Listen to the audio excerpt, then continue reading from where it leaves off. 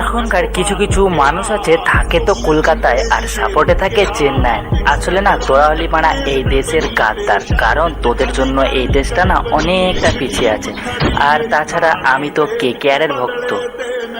হারলো কি জিতলো I don't care, but আমি তো সাপোর্ট করব অনলি অন KKR।